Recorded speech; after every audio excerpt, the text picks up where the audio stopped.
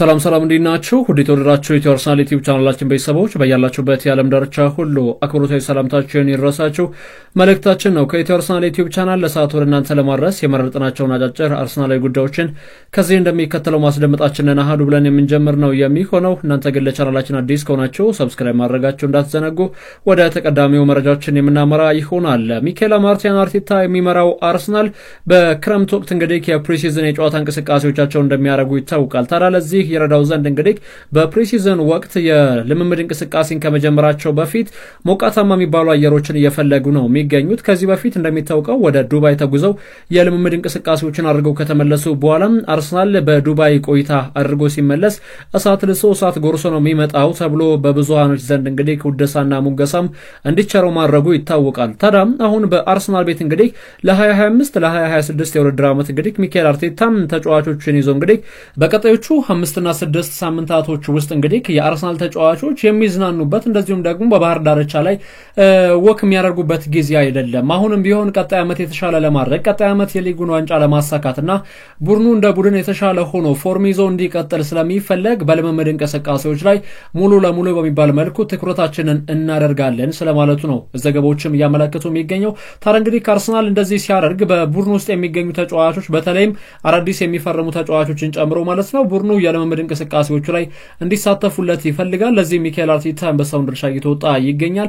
ተጫዋቾች እንግዲህ ራሳቸውን ፈልገው ለማግኘት ወይም ደግሞ የቀድሞ ፎርማቸው ላይ እንዲገኙ አንዳንድ ከፐርፎርማንሳቸው ዝቅ ያሉ ልጆች ለምሳሌ እንደ ማርቲን ኦዴጋርድ አይነት ልጆች ማለት ነው ይሄ ፕሪሲዝን ወቅት በዋነኛነት ለተጫዋቾቹ ይጠቅማቸዋል ተብሎ እንደሚታሰብም ነው ዘገባዎችም እያመለከቱ የሚገኘው። ታዲያ በዚህ የቡድን ስብስብ ውስጥ እንግዲህ የተለያዩ ተጫዋቾችን አቅፎ እንቅስቃሴውን ያደርጋል ተብሎ ይጠበቃል። ከነዚህ ተጫዋቾች መካከል እንግዲህ አርሰናል በቡድን ስብስብ ውስጥ ያካትታቸዋል ተብሎ ከሚጠበቁ ተጫዋቾች በአማካይ መስመሩ ላይ እንግዲህ ኮንትራቱ ሊጠናቀቅ የጥቂት ጊዜያቶች እድሜ ብቻ የቀረው የአማካይ መስመሩ ሰላፊ የቶማስ ፓርቲ ጉዳይ በዋነኛነት የሚጠቀሰ ነው የሚገኘው። እንደምታውቁት እንግዲህ ቶማስ ፓርቲ ትላንት በነበረንም እንደዚሁም ከዚህ በፊትም በነበሩን ዘገባዎች በተለይ አሰልቺ በሚመስል መልኩ በተደጋጋሚ ጊዜ ወደ እናንተ ያደረስናቸው መረጃዎች እንደሚያሳዩት ከሆነ የቶማስ ፓርቲ ኮንትራት ጉዳይ አሁንም በአርሰናል ቤት እንግዲህ ገና በንግግር ደረጃ ላይ የሚገኝ ሂደት እንደሆነና እንደዚሁም ደግሞ የአርሰናል ከፍተኛ አመራሮችም ይህንን ጉዳይ ለማጠናቀቅ ስራዎችን እየሰሩ እንደሚገኙ አንስቼላችኋለሁ። ከሳውዲ አረቢያ ክለቦች ጋር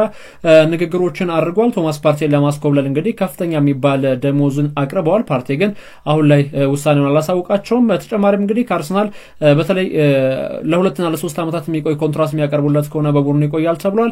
የቀድሞ ክለቡ አትሌቲኮ ማድሪድ ይህንን ተጫዋች ለማዛወር እንግዲህ ፍላጎት እንዳለው ይታወቃል። አትሌቲኮ የናዛውር ጥያቄ ቢያቀርቡለትም ተጫዋቹ ውድቅ እንዳደረገም ነው ዘገባዎችም ያመለከቱ የሚገኘው። ታዲያ ሚኬል አርቴታ ዕለተ እሁድ ከሚከናወነው የፕሪሚየር ሊግ የመጨረሻ ጨዋታ በፊት ፕሬስ ኮንፈረንስ ነበረውና በጋዜጣዊ መግለጫ ወቅት እንግዲህ ለተነሱለት ጥያቄዎች ምላሹን ሰጥቷልና ቶማስ ፓርቲን ለማቆየት እንደሚፈልግ በግልጽ ተናግሯል። ቶማስ ፓርቲ በቡድን ስብስቤ ውስጥ እንዲቀጥል እፈልጋለሁ። እሱ የመሪነት ባህሪን የተላበሰ ተጫዋች ነው። በአርሰናል ቤት እሱ የሚቀጥል ከሆነ አሁንም እንግዲህ በሁለቱ ወገኖች መካከል ጥሩ የሚባሉ ውይይቶች ይከናወናሉ ተብሎም ይጠበቃል። ቶማስ ፓርቲ እንግዲህ ለሚኬል አርቴታ ፕሮጀክት እጅግ በጣም አስገራሚ የሚባሉ እንቅስቃሴዎችን ያደረገ የሚገኝ ተጫዋች ነው። ሌላው የዝውውር ነክ እንቅስቃሴዎችን ከማንሳታችን አስቀድሞ የሊያንድሮ ትሮሳድን ጉዳይ እናንሳ እስኪ።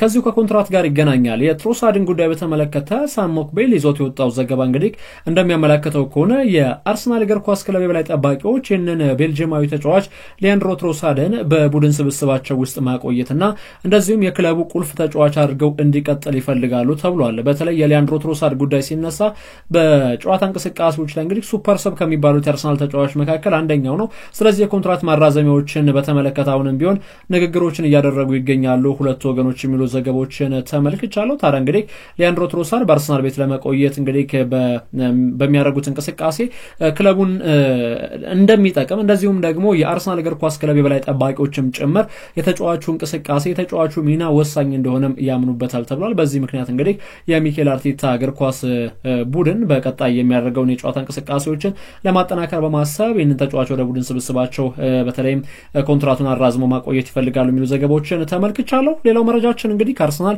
ከአጥቂዎች ጋር በተገናኘ ስሙ በተደጋጋሚ ጊዜ እየተነሳ የሚገኝ ቡድን እንደሆነ ይታወቃል አይደለ? ከዚህ ጋር ተያይዞ እንግዲህ አንድ ደግሞ ያልተለመደ ወይም ደግሞ ወጣ ያለ ብዙ የአርሰናል ደጋፊዎች እስካሁን ያልሰሙት አንድ የዝውውር ዜና ተመልክቻለሁ። ይህንም ዜና እንግዲህ ምንድነው የጁሊያን አልቫሬዝን ጉዳይ ይመለከታል። ጁሊያን አልቫሬዝ እንደሚታወቀው በማንቸስተር ሲቲ ቤት እንግዲህ አስደናቂ የሚባሉ ጊዜያቶችን ካሳለፈ በኋላ ራሴን ለማሳየት ጊዜ ያስፈልገኛል በሚል ወይም ወይም ደግሞ ወደ ሌላ ክለብ ማምራት ፈልጋለሁ በሚል ከፔፕ ጓርዲዮላ ጋር ከተነጋገረ በኋላ እንግዲህ ክለቡ መለቀቁ ይታወቃል። ታዲያ ይህ የዓለም ዋንጫ አሸናፊ ጁሊያን አልቫሬዝ መድፈኞቹ አሁን ላይ የአጥቂውን እንቅስቃሴ በአትኩሮት እየተመለከቱት ይገኛሉ የሚሉ ዘገባዎችን ተመለከትን። ታዲያ የአርሰናል እግር ኳስ ክለብ እንግዲህ ጁሊያን አልቫሬዝን ይፈልገዋል ሲባል ምን ማለት ነው በሚሉ ጉዳዮችም ትንሽ መረጃዎችን ላካፍላችሁ። ያው ተጫዋቹን እንደ ተጫዋች በዚህ ሰዓት እንግዲህ የትኛውም ተጫዋች ከአርሰናል ጋር ስሙ ማይገናኝ ተጫዋች ማግኘት ከባድ እየሆነ መጥቷል። አብዛኞቹ ተጫዋቾች ስማቸው ከአርሰናል ጋር እየተገናኘ ይገኛል። በርካታ ደጋፊዎችም እንደዚሁ ዝውውሩ ገና አሁን በይፋ ሳይጀመር ጆሮአችን እንደነቆረ የሚሉ መረጃዎችንም እያጋሩ ይገኛሉ። ለማንኛውም እንግዲህ ከአሁን ላይ እየወጡ የሚገኙ መረጃዎችም እንደሚያሳዩት ከሆነ ጁሊያን አልቫሬዝን ለማስፈረም እንግዲህ አርሰናል ፈላጊ ሆኖ ብቅ ብሏል። 29 ጎሎችን ማስቆጠር ችሏል። በውድድር ዓመቱ ላይ 6 ለጎል የሆኑ ኳሶችን አመቻችቶ አቀብሏል። ከአትሌቲኮ ማድሪድ እንግዲህ ይለያያል ተብሎ ይጠበቃል። ተጫዋቹ በእርግጥ አትሌቲኮ ወሳኝ የሚባል ገንዘብ የሚቀርብላቸው ከሆነ እንደ ዋነኛ ምክንያት የተነሳው ደግሞ ጁሊያን አልቫሬዝ በአትሌቲኮ ማድሪድ ፕሮጀክት ደስተኛ አይደለም ተብሏል። ምክንያቱም ለላሊጋ ዋንጫ የሚፎካከር እንደዚሁም ደግሞ ሻምፒየንስ ሊግ ውድድሮችም የሚፎካከርና ጥሩ እንቅስቃሴን የሚያደርግ ቡድን አይደለም የሚል እምነት አድሮበታልና ወደ አትሌቲኮ ስመጣ የነገራችሁኝም በሙሉ አሁን እያደረጋቸው አይደለም በሚል እንግዲህ ዋንዳ ሜትሮፖሊታኖ ለቆ ለመውጣትም ፍላጎት ስለማሳደሩም ተነግሯል። ይህ ተጫዋች እንግዲህ እንደሚታወቀው 75 ሚሊዮን አካባቢ ወጥቶበት ከማንቸስተር ሲቲ ወደ አትሌቲኮ ማድሪድ ያመራ ተጫዋች እንደነበረም ይታወቃል።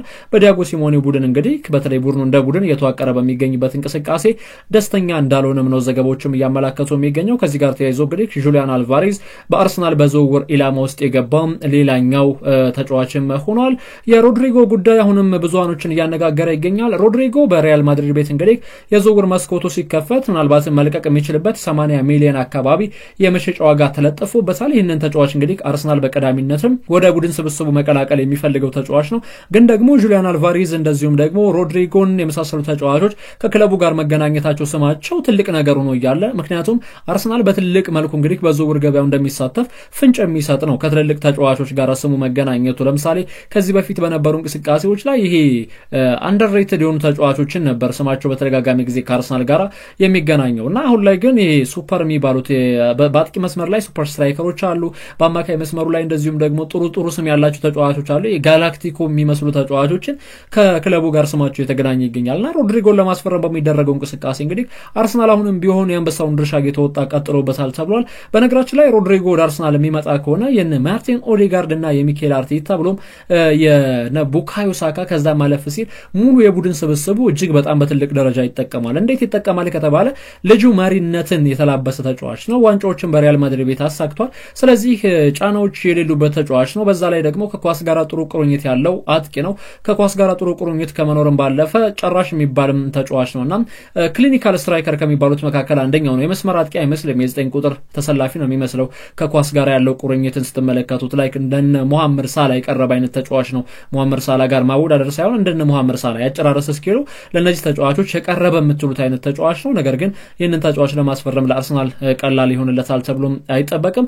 ሌላው ከዚሁ ከማጥቃት እንቅስቃሴ ጋር በተገናኘ እንግዲህ ቲም ኒውስ አንድ ዘገባን ይዞ ወጥቶ ነበርና አርሰናል በዋነኛ ኢላማ አድርጎ እየሰራ የሚገኘው ከቤንጃሚን ሴስኮ በተጨማሪ ቪክተር ዮኬሬሽን የሚመለከቱት እንደ ባካፕ አድርገው ነው። ቤንጃሚን ሴስኮ ዝውውር የሚጠናቀቅ ከሆነ ቪክተር ዮኬሬሽን አይፈልጉትም። ግን ያማይሆን ከሆነ በዋነኛነት አርሰናል አሁንም ቢሆን ምርጫው አልታወቀም የሚል መረጃን ይዞ ወጥቷል። በእርግጥ እርስ በርሳቸው የሚጣረሱ ዘገባዎችን እየተመለከትን እንገኛለን። እጅግ በጣም በርካታ ዘገባዎች እርስ በርሳቸው ይጣረሳሉ።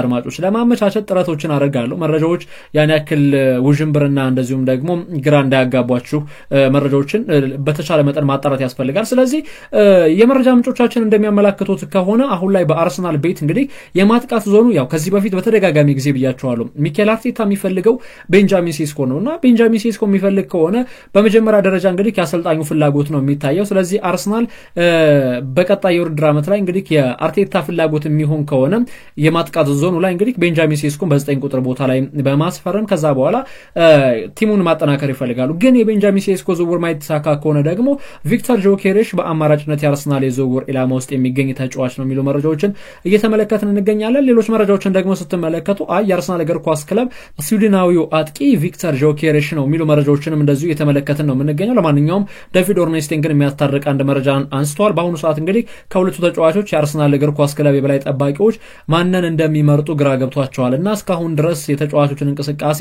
እየገመገሙ ነው የሚገኘው የሚል ሀሳብን ሰጥቷል። የአርሰናል በክረምት የዝውውር መስኮት በርካታ ሚሊዮን ፓውንዶችን ማውጣቱ የሚቀር እየመሰለ አይደለም የሚገኘው። በነገራችን ላይ የአርሰናል እግር ኳስ ቡድን ከ2020 ጀምሮ ለአጥቂ መስመር ሰላፊ ተጫዋች እንግዲህ ደካማ የሚባል ገንዘብን ካወጡ ክለቦች መካከል አንደኛው ነው። ታዲያ እንግዲህ በአርሰናል ቤት ለአጥቂ መስመር ሰላፊ ተጫዋቾች የወጡ ገንዘቦችን ስትመለከቷቸው አርሰናል 6 አጥቂዎችን አስፈርሟል። ለነዚህ 6 አጥቂዎች ያወጣው ገንዘብ ደግሞ ከ80 ሚሊዮን ፓውንድ የማይበልጥ ገንዘብ ነው። ቸልሲ 21 የማጥቃት ባህሪ ያላቸውን ተጫዋቾችን 803 ሚሊዮን ፓውንድ አውጥቶ አስፈርሟል። ፓሪስ ሰን ዠርመን እንደዚሁም 476 ሚሊዮን ፓውንዶችን አውጥቷል። ማንቸስተር ሲቲ 417 ሚሊዮን ለ11 ተጫዋች፣ ማንቸስተር ዩናይትድ 347 ለ11 አጥቂዎች፣ አስቶን ቪላ ራሱ 15 አጥቂዎችን አስፈርሞ ወይም የማጥቃት ባህሪ ያላቸውን ተጫዋቾች 292 ሚሊዮን ፓውንዶችን አካባቢ ወጪዎችን አድርገዋል። አርሰናል በዓለም 60ኛ ደረጃ የተቀመጠ ቡድን ነው ለአጥቂ መስመር ሰላፊዎች አነስተኛ የሚባል ገንዘብን በማውጣት። ምናልባት ላይ ስክሪኑ ላይ እንደምትመለከቱት ትራንስፈር ማርኬት ያወጣው ቁጥራዊ መረጃ ነውና ይሄ በጣም የተዳከመ የሚባል የአጥቂ መስመር ፈራሚ እንዳላቸው የአርሰናል እግር ኳስ ቡድን ወይም ለአጥቂ ትኩረት እንዳልሰጠ በደንብ የሚያሳብቅ ነው። ለዚህም ነው እንግዲህ ካሁን ቪክተር ጆኬሬሽ ወይስ ቤንጃሚን ሴስኮ በሚሉ የሐሳብ ጎዳናዎች ላይ ቡድኑ እንግዲህ በተለይ በአመራሮቹ አማካኝነት ለሁለቱም ሐሳባቸው ተከፍሎ እየተመለከትን የምንገኘው። በቀጣይ ግን እውነትም የአርሰናል እግር ኳስ ክለብ የዋንጫ ቡድን መሆን የሚፈልግ ከሆነና የዋንጫ ቡድንነቱን ማሳየት የሚፈልግ ከሆነ ቤንጃሚን ሴስኮ ወይም ደግሞ ቪክተር ጆኬሬሽ ከዛ ማለፍ ሲል ደግሞ ወይም ጁሊያን አልቫሬዝን በሴንትራል ፎርዋርድነት ሚና ማስፈረም መቻል አለበት።